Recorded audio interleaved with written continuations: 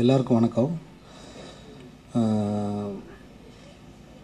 இங்கே வந்திருக்கிற எல்லாரோட முகங்கள்லேயும்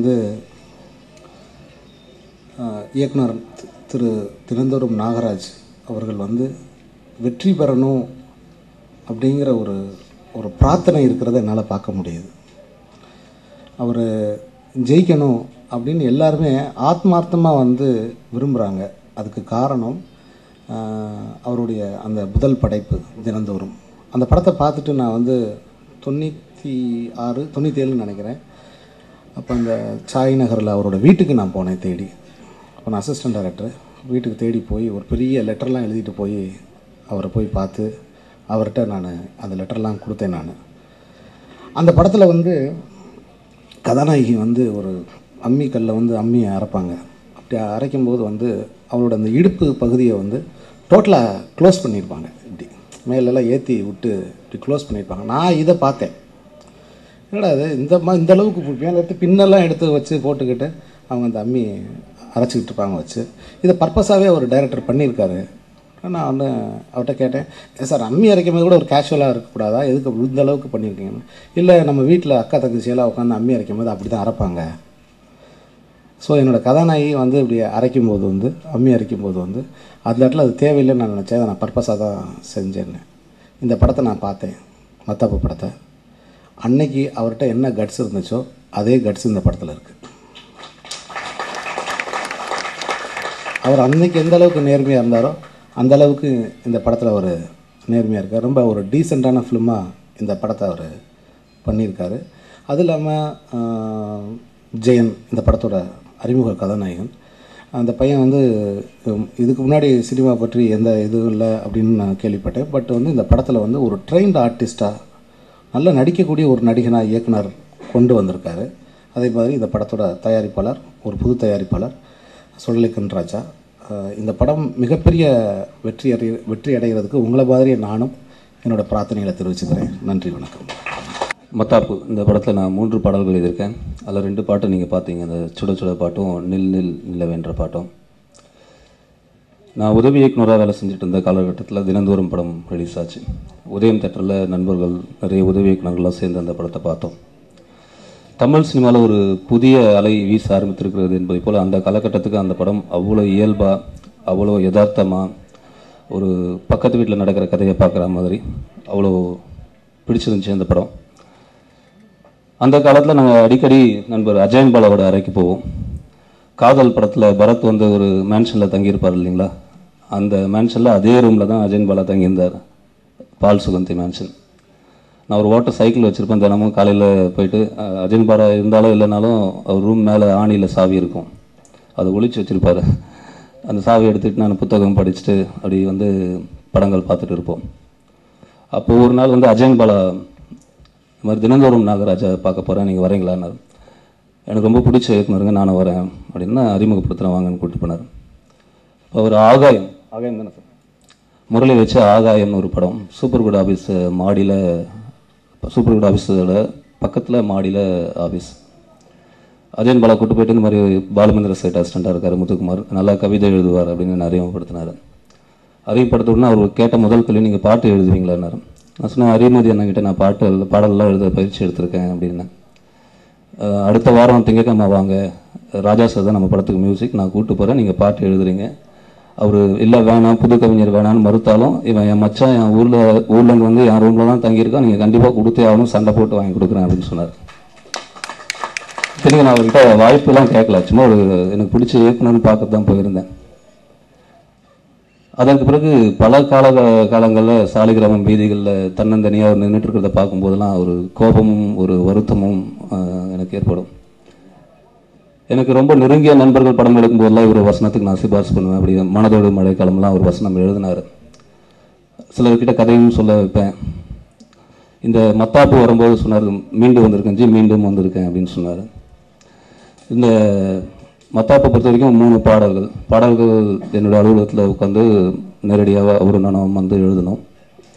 இந்த பாடலெல்லாம் முடிஞ்ச பிறகு நான் உங்களுக்கு எவ்வளோ பணம் கொடுக்கணும்னு கேட்டார். உங்கள் பட்ஜெட்டில் என்ன இருக்கோ கொடுங்க, நீங்கள் கொடுக்கலனாலும் பரவாயில்ல, முதல்ல ஜெயிச்சுட்டு வாங்க அப்படின்னு சொன்னேன். கண்டிப்பாக அந்த படம் அவருக்கு ஒரு மிகப்பெரிய வெற்றியை கொடுக்குற படமாக இருக்கணும். இந்த கதையை நான் கேட்டேன். குறிப்பாக அந்த நில் நில் நிலவேன்ற பாடல், ஒரு நல்ல பாடல் எழுதும்போது அதனுடைய உற்சாகம் வந்து நம்ம மனசில் ஒரு 15 நாட்களுக்கு தொத்திக்கும். அந்த மெட்டில் இருக்க சந்தோஷம், உற்சாகம், அல்லது அந்த மெட்டில் இருக்க ஒரு ஆழமான சோகம், அப்படி வந்து கிட்டத்தட்ட எனக்கு ஒரு மாதம் தூக்கம் இல்லாமல் அலை வச்ச பாட்டு இந்த நெல் நில் நிலவென்ற பாட்டு. ரொம்ப இயல்பாக காதலோட வரிகள் அந்த பாடலில் நாங்கள் பதிவு பண்ணியிருப்போம். ஒரு சில வரிகளை மட்டும் உங்கள்கிட்ட பகிர்ந்துக்கலாம்னு நினைக்கிறேன். நில் நில் நில் நிலவே, நில் நில் நில் நிலவே, மௌனம் உனக்கு எதற்கு, அந்த மேகத்தில் திரை எதற்கு, காதல் தேர்வு எழுத அந்த விண்மீனில் எழுத்தெடுத்தேன், காலை என்ன நடக்கும் அடி கண்ணீரில் காத்திருப்பேன், காதல் இருக்கும் வரை கண்ணீர் இருக்கும்படி கன்னங்கள் நனைந்தபடி. பாவம் இந்த இதயம் இது ஒரு குழந்தை. உண்மையிலே நம்ம இதயம் வந்து ஒரு குழந்தை தான். பாவம் இந்த இதயம் இது ஒரு குழந்தை, என்ன சொல்லி தேற்றும் போதும் அழுகிறது, பெண்ணே உன்னை நினைத்து கனவுகள் வளர்த்து தூக்கம் அதை தொலைத்து திரிகிறது, காதோறும் அனுதினமும் நீ பேசும் குரல் இருக்கும், உன் கண்ணில் விழும் வரைக்கும் என் கண்கள் தவம் இருக்கும், என்ன இருந்தும் என்ன உந்தன் நெஞ்சம் அதில் பெண்ணே நான் இல்லையே. பெண்கள் மனம் கல் என்று சொன்னவனும் யாரடா, பெண்கள் மனம் கல்லும் இல்லை அதை திருத்து, தட்டி தட்டி உடைத்தால் எந்த கல்லும் உடையும், கல்லை தாண்டி நிற்கும் இவள் விதிவிலக்கு, பெண் நெஞ்சம் கதவடைக்கும் பார்க்காமல் வழி கொடுக்கும், ஆனாலும் தினம் தொடர்ந்து ஆண் நெஞ்சம் படையெடுக்கும், காலம் தோற்ற பின்னும் காதல் தோற்பதில்லை நெஞ்சில் நினைவு இருக்கும். இந்த மத்தாப்பு படமும் நம் நெஞ்சில் இருக்கிற ஒரு நீங்காத நினைவாக இருந்து வெற்றி பெற என்னுடைய வாழ்த்துக்கள். நன்றி, வணக்கம். அனைவருக்கும் வணக்கம். ஆக்சுவலாக நாகராஜ் வந்து எனக்கு ரொம்ப வேண்டியவர். நான் உதவி இயக்குனராக ஒரு படம் வேலை செஞ்சுட்டு இருக்கும்போது ஒரு சின்ன பையனாக வந்து அறிமுகம் ஆனார். அப்போ தான் ஃபஸ்ட்டு என்ட்ரி ஆகிறாரு. என்ட்ரி ஆனோன்னா அப்போ ஒரு டிஸ்கஷன் ஒன்று போட்டார் அந்த டைரக்டர். அவர் பூனா ஃபிலிம் டைரக்டர் காரமுகிலன்ட்டு இன்ஸ்டியூட் படித்தவர். அப்போல்லாம் வந்து சீன் சொல்லணும். காலைல வந்து டைரக்டர் வந்து விலைக்கிட்டு சீன் சொல்லுவார். 10 நாளாவது எனக்கு ஒரு சீன் கூட சொல்ல முடியல என்னால். ஆனால் நாகராஜ் வந்து டெய்லி 3 சீன் சொல்லின்னு இருப்பேன். இது வந்து உண்மை. இது எதை சொன்னாலும் உடனே சீன் சொல்லுவார். நான் நாகராஜிட்ட பேசி பார்த்தாலே தெரியும். அப்படின்னா ஒரு ஒன்று சொன்னோம்னா அது உடனே ஒரு பஞ்சு ஒன்று கொடுப்பாரு. ஸோ அவ்வளோ இம்பேக்டான ஒரு ஆள். ஒரு அசிஸ்டன்ட் எப்படி இருக்கணுமோ அப்படி பெரிய உதாரணமாக இருந்தார். நடுவில் எப்படி இருக்கக்கூடாதோ அது மாதிரி ஒரு சின்ன சம்பவம் நடந்துருச்சு. இப்போது அதை தாண்டி எப்படி ஒரு இயக்குனர் மீண்டும் வந்து வெற்றி பெற முடியும் அப்படின்னு இந்த படம் நிரூபிப்பான்னு நினைக்கிறேன். இந்த படம் வந்து நிறைய பேசலாம்னு நினச்சேன். அது இந்த படம் வந்து நிச்சயம் 100% மாபெரும் வெற்றி தான். இதை நான் என்ன இந்த கணக்கோடு சொல்கிறேன். இது நடுவில் ஒரு சோக கணக்கு ஒன்று இருக்குது. ரொம்ப கஷ்டமான ஒரு கணக்கு ஒன்று இருக்குது. உதாரணமாக இப்போ நண்பன் ஒரு படம், இங்கே ஒரு மாபெரும் வெற்றி படம், திரையரங்கில் அபரிவிதமாக ஓடின படம், மிகப்பெரிய அளவில் இந்த படம். ஆனால் யூடியூப்னு ஒரு இதில் நண்பன் ஃபுல் மூவி அப்படின்னு நீங்கள் டச் பண்ணி பார்த்தீங்கன்னா யூடியூப் வழியாக வந்து ஒரு 50 லட்சம் பேர் பார்த்துருக்காங்க படத்தை. சரி, இது ஒரு பெரிய படம் இப்படி நிகழ்ந்துருக்குது. இப்போ இந்த படம் மாபெரும் வெற்றி படம் தான். நான் எந்த கருத்தில் சொல்கிறேன்னா, இப்போ தடையறத்தாக்குன்னு ஒரு படம், உதாரணத்துக்கு ஒரு படத்தை சொல்கிறேன். தடையறத்தாக்குன்னு ஒரு படம், ஒரு medium budget film, Arun Vijay நடிச்சிருக்கிறாரு. அதை 20 லட்சம் பேர் பார்த்துருக்காங்க யூடியூப்பில். ஃபுல் ஃபிலிமு 20 லட்சம் பேர் பார்த்துருக்காங்கன்னா அது என்ன கணக்குன்னா, 500 பேர் உட்கார ஒரு ஆடிட்டோரியத்தில் தேட்டரில் ஒரு நாளைக்கு 3 ஷோ, 100 தேட்டரில் 25 நாள் ஒன்றா எவ்வளவோ அவ்வளோ பெரிய வெற்றி அது. ஆனால் அது அப்படி சதறி போய் கிடக்குது. சாதாரணமாக கணக்கு பார்த்தாலே ஒரு டவுன்லோடிங்கு 100 ரூபாய். ஹை ரெசல்யூஷனில் ஓடுது படம், கம்ப்ளீட் ஹை ரெசல்யூஷனில் ஓடுது, ப்ளூரே குவாலிட்டியில் ஓடுது. ஒரே ஒரு பார்த்து ஒரு 100 ரூபாய் கொடுன்னு கிட்டினாலே 20 லட்சம் பேருக்கு 20 கோடி ரூபாய். அந்த 20 கோடி ரூபாய் யாருக்கு வந்ததுன்னே தெரியல, யார்கிட்ட போச்சுன்னு தெரியல, வருமா வராது தெரியும். அது ப்ரொடியூசருக்கு வந்து சேரல, அந்த டைரக்டர் மகிழ் திருமேனி அவருக்கும் வந்து சேரல. அந்த வெற்றி படமாக யாரும் கிளைம் பண்ணவே இல்லை, யாரும் அதை சொல்லவும் இல்லை. இப்படி நிறைய வெற்றிகள் இப்படி உள்ளே இருக்குது. வெற்றி என்னன்றது நம்மளுக்கு கொஞ்சம் கணக்கில் வேறையாக இருக்குது. அதில் படங்கள் மாத்திரம் வெற்றி அடையுது. அது வந்து தயாரிப்பாளருக்கும் அந்த இயக்குனருக்கும் வந்து ஒட்டுதா இல்லையான்றது மிகப்பெரிய இந்த தொழில்நுட்பம் வந்த பிறகு நான் சொல்கிறது.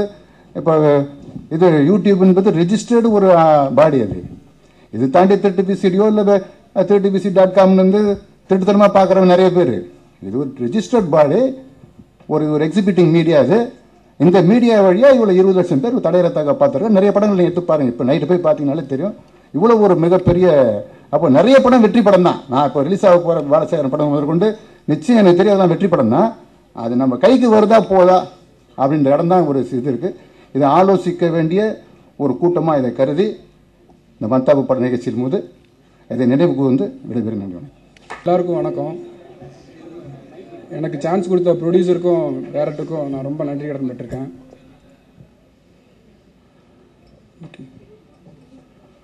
நான் ஒரு 4th ஸ்டாண்டர்ட் படிக்கும்போது ஒரு காம்படிஷனில் பார்ட்டிசிபேட் பண்ணுறதுக்கு பேர் கொடுத்து போய் இப்படி தான் நின்னேன். ஆனால் ஒன்றுமே பேசலை, வெளியே போயிட்டேன். நம்ம மியூசிக் டைரக்டர் பேசுன மாதிரி கூட பேசலை, வெளியே போயிட்டேன். எல்லோரும் ரொம்ப சிரித்தாங்க. அப்போ எனக்கு ஒன்றும் புரியலன்னு அப்படியே விட்டேன். ஆனால் இப்போ நான் இவ்வளோ ஒரு படம் பண்ணியிருக்கேன், இப்படி பேசுகிறேன்னா இதுக்கு காரணம் வந்து நாகராஜன் ரொம்ப முக்கிய காரணம். அப்புறம் தம்பிச்சோழன், இளஞ்சேரன், மைன் கோபி, அப்புறம் ஃபைட் மாஸ்டர் ஃபயர் அண்ணா, டான்ஸ் மாஸ்டர் கிஷோர் எல்லோரும் முக்கிய காரணம். அதே மாதிரி ஒரு வாட்டி சின்ன வயசில் 1st ஸ்டாண்டர்ட் படிக்கும்போது ரன்னிங் ரேஸில் ஓடிட்டு இருக்கும்போது ஃபஸ்ட்டு ஓடிட்டு இருந்தேன். ஷூலெஸ் கலந்துட்டுன்னு சொல்லிட்டு அங்கேயே உட்காந்து ஷூலெஸ் கட்டுறதுக்குள்ளே எல்லாம் ஓட்டாங்க. அந்த மாதிரி இன்னும் ஓடாமல் அந்த மாதிரி ஸ்டாப் பண்ணாமல் இந்த காம்படிஷன் இங்கே சினிமாவில் வந்து முக்கியமான அது காம்படிஷன் தான். அதில் வந்து ஜெயிக்கிறனோ இல்லையோ கண்டிப்பாக கம்ப்ளீட் பண்ணணும்னு சொல்லிட்டு நினச்சிக்கிட்டு இருக்கேன். நன்றி, தேங்க்ஸ். எல்லாருக்கும் வணக்கம். கண்டிப்பாக போஸ்டர்ஸ் பார்த்து எல்லோரும் தெரிஞ்சுருப்பீங்க, இந்த படத்தில் அவ்வளோ மேக்கப் எல்லாம் போடல. ஸோ நீங்கள் அங்கேயே மறந்து வந்துடுங்க. ஆனால் மத்தாப்பில் வந்து எனக்கு ரொம்ப அழகான ஒரு கேரக்டர் கொடுத்துருக்காங்க. அதுக்கு நான் டைரக்டர் சாருக்கு தேங்க்யூ சொல்லணும், ப்ரொடியூசர் சாருக்கு ஒரு தேங்க்ஸ். அண்ட் இங்கே வந்து எங்களை விஷ் பண்ண வந்தவங்களுக்கு எல்லாருக்கும் ஒரு வெரி பிக் தேங்க்ஸ். நன்றி, தேங்க்யூ. எல்லாருக்கும் வணக்கம். என்ன பேசுறதுனே தெரியல, மனசு அப்படியே ஒரு மாதிரி நிறைஞ்சிருக்கு. அப்படியே இந்த ஆடியோ ஃபங்க்ஷனுக்கு வந்து எல்லாம் கௌரவப்படுத்தின எல்லாருக்கும் ரொம்ப நன்றி. எல்லாருக்கும் வணக்கம். என் ஃப்ரெண்ட் அடிக்கடி ஒரு கவிதை சொல்லுவான், மனிதனாய் பிறந்து விட்டோம், மரங்களாய் வளர்ந்து விட்டோம், சருகாய் போவதற்குள் 1-2 கனிகளையாவது கொடுத்து விட்டு போகணும். நான் அப்படியே சருகா போயிருக்க வேண்டிய ஆளு, சருகா போன ஆளு. கிட்டத்தட்ட மறுபடியும் வந்து செடி மாதிரி இங்கே நிற்கிறேன்னா அதுக்கு காரணம் என் மேலே எல்லாரும் வச்ச அன்பு மட்டுமே, வேற எதுவுமே கிடையாது. இதே கோடம்பாக்கத்தில் ஒவ்வொரு டீ கடைக்கு வாசல் முன்னாடியும் ஒரு ஆஃபீஸ் முன்னாடியும் அங்கேயும் நடக்கும்போது எனக்கு தெரிஞ்சவங்க, என்னோட அசிஸ்டன்ட் டைரக்டர் தெரிஞ்சவங்க, நிறைய இயக்குநர்கள், சினிமா சம்பந்தப்பட்ட நிறைய பேர், இருந்தாலும் நல்லா வந்துக்கலாம் எப்படி போயிட்டாங்க, இந்த நல்லா வந்துக்கலாம் எப்படி போயிட்டாங்க, இந்த நல்லா வந்துக்கலாம் எப்படி போயிட்டாங்க, இவன் நல்லா வந்திருக்கலாம் சொன்னதுதான் என்ன நல்லா வர வச்சு இங்கே வச்சிருக்கு. வேற எதுவுமே கிடையாது. இது கடவுள் காரணம் எது கிடையாது, எதுவுமே கிடையாது. என்ன நான் வந்தது காரணம் இங்கே இருக்கக்கூடிய மனிதர்களோட பிரார்த்தனை, வைப்ரேஷன். மறுபடியும் இங்கே வந்தது காரணம் அவங்க சொன்னதுதான் எனக்கு வர வச்சிருக்க தவிர வேற எதுவுமே இல்லை. பொதுவாக மனசுக்குள்ள வந்து ரொம்ப துக்கம் வந்துருச்சுன்னா எதுவும் பேச முடியாது, நெஞ்சு அடைச்சிக்கும். ரொம்ப சந்தோஷம் வந்தாலும் எதுவும் பேச முடியாது, நெஞ்சு அடைச்சிக்கும். அந்த மாதிரி தான் இந்த ஸ்டேஜ் நிறைஞ்சிருக்கு, ரொம்ப நிறைஞ்சிருக்கு, மனசு நிறைஞ்சிருக்கு, எதுவும் பேச முடியல. எல்லாருக்கும் நன்றி, வணக்கம்.